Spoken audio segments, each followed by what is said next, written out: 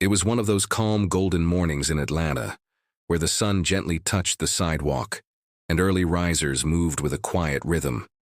The air carried a promise of a peaceful day, but that peace was short-lived for Mr. Solomon Hayes, an 82-year-old black man known in his community as Pops. Dressed in a simple navy blue jacket, a little worn at the cuffs, Pops walked slowly with his cane down Auburn Avenue, a street that had seen the civil rights movement, the echo of Dr. King's voice, and the blood, sweat, and tears of generations. Pops wasn't just any old man. He had a calm presence, the kind that made strangers pause, wondering if they knew him from somewhere. He spoke softly, always with respect, and had a habit of nodding at anyone he passed by, no matter their color, age, or status. But that morning, he was about to be humiliated in a way no elder ever should, especially not a man like him. Parked on the corner, Officer Brian Delaney leaned back against his squad car, sipping coffee and scrolling through his phone. A young officer, barely into his 30s, Delaney had built a reputation that wasn't exactly admirable. Known for his short fuse and prejudiced remarks, he often acted tough around those he thought couldn't fight back. So when he saw Pop slowly crossing the street, head bowed, steps unsteady, Delaney didn't see a respected elder. He saw an easy target. The first words came out like a joke, loud enough for a few passers-by to hear. "Hey, old man, you got a license for that cane?" Delaney laughed, loud and sharp, expecting others to join in, but the few who heard didn't laugh. One woman turned away in discomfort. A man frowned and kept walking. Pop stopped, turned his head gently, and looked at Delaney. His eyes were tired but not weak. He said nothing, just nodded and kept walking. That's when it happened. Delaney walked over slowly, with the swagger of someone who believed he was untouchable. He carried his coffee cup, still half full, and without warning tipped it forward, pouring the cold remnants over Pops's head. "Oops," he muttered, grinning. The liquid ran down Pops's gray hair, soaking his collar. A small gasp came from a woman across the street. A delivery man stopped mid-step, unsure if he should intervene. Pops didn't flinch. He stood there, his chin slightly raised, not wiping his face, not saying a word. The silence that followed was heavy, the kind that makes your stomach turn. Delaney suddenly felt the shift. The quiet wasn't admiration or fear, it was judgment. He glanced around, saw the eyes on him, and something in him stirred. Maybe it was discomfort, maybe regret. But he still didn't apologize. Pops finally spoke, softly, evenly. "You sure that's the choice you want to make today, son?" There was something in the way he said it. Not a threat, not a warning. Just wait. Something old. Something earned. Delaney blinked. "What are you gonna do about it, huh? Call your little lawyer friend, go viral?" he scoffed. Pops tilted his head, still calm. "No need for any of that," he said. "But you might want to call your captain. Tell him Solomon Hayes says hello." The moment the name left his lips, it was as if a switch flipped. Delaney's smirk disappeared. He repeated the name under his breath as if checking it for himself. Solomon Hayes. And then, in a moment that no one could have predicted, the proud, smug officer backed away, eyes wide, mouth slightly open, and dropped to his knees. Right there, on the sidewalk, in front of the man he had just humiliated. He didn't know the cameras were rolling.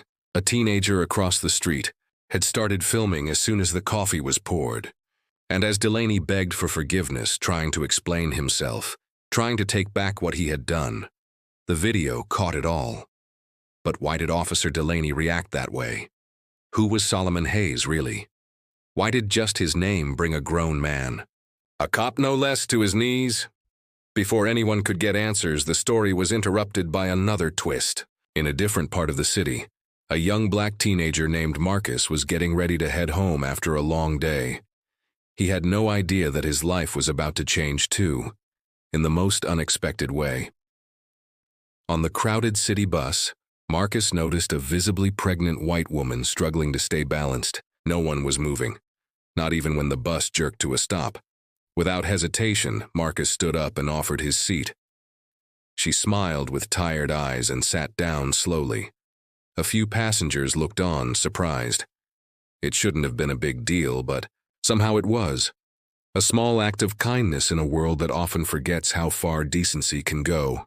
As the bus neared her stop, she turned to Marcus and handed him a folded piece of paper. "Read this when you get off," she said quietly. He nodded, confused, and tucked it into his pocket. What was written on that note would send Marcus on a journey he never expected, a journey that would connect him to Pops, to Delaney, to a history buried deep, and to a truth that would rattle the very foundation of everything they thought they knew. But before we get there, we need to go back, to Pops, to a past long hidden, and to a name that carries weight not just in Atlanta, but across generations. Because this is not just a story about racism. This is about power, about identity, about what happens when the world thinks they know who you are, and what happens when they find out the truth. The cop poured water on him like he was nothing, but he didn't know the man's name, and now that he does, everything is about to change. Stay tuned. The sidewalk where Officer Delaney knelt had gone from an ordinary street corner to the center of whispered rumors within minutes. Word spread fast, faster than usual, and the video of him on his knees in front of the old black man was already getting shared on local forums and neighborhood group chats. Some thought it was staged. Others said it was justice. But the real story hadn't even begun. Pops didn't raise his voice. He didn't make a scene. He just gave Delaney one long look, as if seeing straight through him, and then turned around, and walked away with the same slow, steady steps he had come with. He didn't even wipe the dried coffee off his collar. He didn't need to. His silence was louder than any words Delaney could have said. Delaney stayed on the ground for a long moment, confused and shaken. He pulled out his phone and called someone. No one knows who exactly. But his voice cracked when he spoke, and he kept glancing in the direction Pops had walked. It was clear he'd just realized something that hit too deep. But who was Pops? People started asking questions. Some older folks in the community just smiled quietly when his name was mentioned. "That man's been through more than you and I could imagine," one of them said. "He's not just an old man. He's a piece of history." The truth was, Solomon Hayes had lived 1,000 lives in one. Born in 1943 in Mississippi, he'd marched during the Civil Rights Movement. But not in the way the textbooks talk about. He was the man behind the curtain. A strategist, a connector, the kind of man whose name didn't get printed, but whose phone number civil rights lawyers and congressmen kept in their pockets. After a few arrests and beatings in the 60s, he had gone quiet. Not because he gave up, but because he learned to work smarter. Behind the scenes, he'd advised senators, contributed to key Supreme Court cases, and even helped develop policy reform at the state level. By the 90s, he'd disappeared from the public eye, settling quietly in Atlanta. Most people only knew him as the kind man who ran the free book exchange at the community center. But his influence never really left. Delaney didn't know any of this, of course, not until he called the department and dropped Pops's name. There was a long pause on the other end of the line before someone said, "You did what to Solomon Hayes?" Meanwhile, across town, Marcus was still thinking about the note the pregnant woman gave him. It was now folded neatly on his dresser. He hadn't opened it, yet something about it made him nervous. It wasn't the paper. That was plain. It was the way she looked at him when she handed it over. Like she knew something. Like she saw him in a way most people didn't. Marcus wasn't used to being seen that way. He was a good kid. Kept to himself, helped out at the shelter on weekends, worked part-time after school. But life hadn't exactly been gentle with him. His dad was long gone. His mom worked night shifts at the hospital, and most days, he walked through the world feeling invisible. But the woman on the bus had made him feel the opposite. That evening, after washing the dishes and checking in on his little sister, Marcus sat on the edge of his bed and slowly unfolded the note. His eyes scanned the words once, then again, then a third time. His hands started shaking just a little. He looked around the room like someone might be watching. There were only 7 words written in neat, slanted handwriting. Tell him you're the boy from Monroe. That was it. No name, no explanation. Just that. Marcus stared at the words. They didn't make sense. Not yet. But something about the phrase hit a place in his chest he couldn't explain. The word Monroe lit a small, distant memory. A photo in a box. A story his grandmother once told. He couldn't quite piece it together, but he knew this wasn't a prank. It was real. The next day, Marcus did something he never did. He took a detour on his way to school and walked into the community center. The place was quiet, just a few volunteers stacking books. And there, sitting at a wooden table with a warm cup of tea, was Pops. Their eyes met. Pops gave a polite smile. "Help you with something, son?" Marcus hesitated. Then carefully, almost shyly, he took out the note and placed it on the table, in front of him. Pops looked at the words for a moment. Then something changed in his expression. Not surprise, not fear. Something deeper, a quiet recognition. "You're her boy," Pops whispered, barely audible. Marcus's heart raced. Whose boy?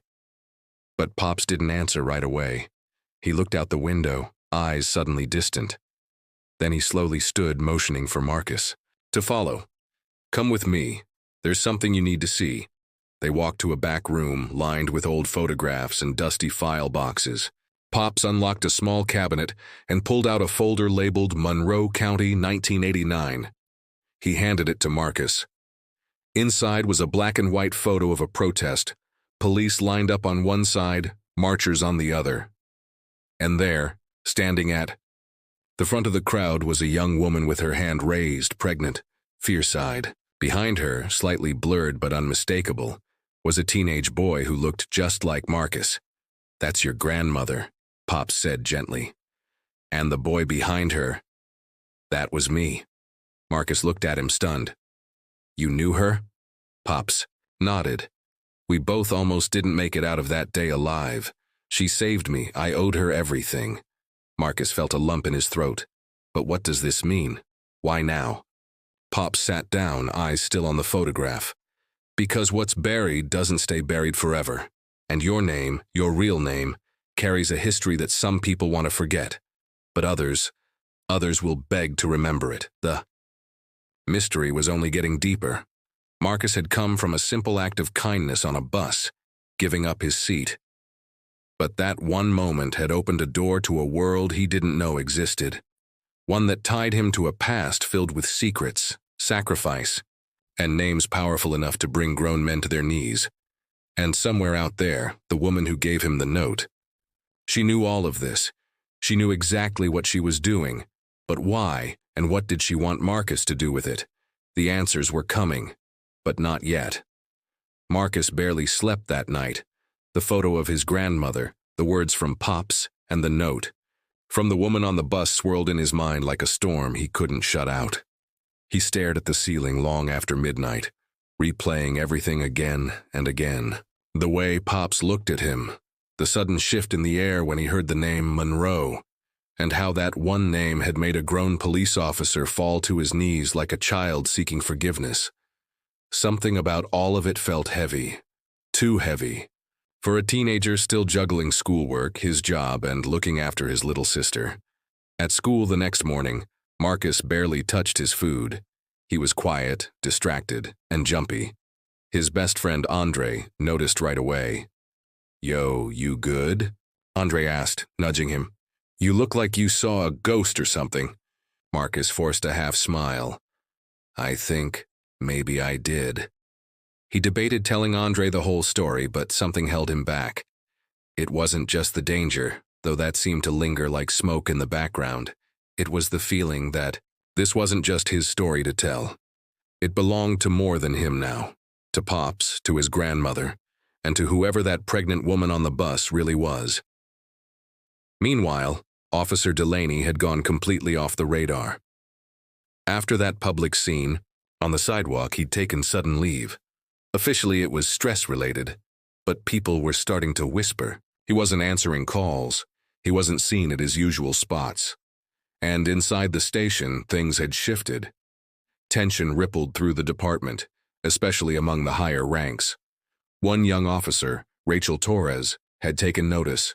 She wasn't close with Delaney, but she knew something was off. He was never the model cop, always had a short fuse, and everyone knew he didn't like being questioned. But whatever happened that day shook him in a way she hadn't seen before. And then, there was the name he kept muttering when he stormed out. Hayes. It can't be that Hayes. Rachel dug through old records that night, cross-checking. Names.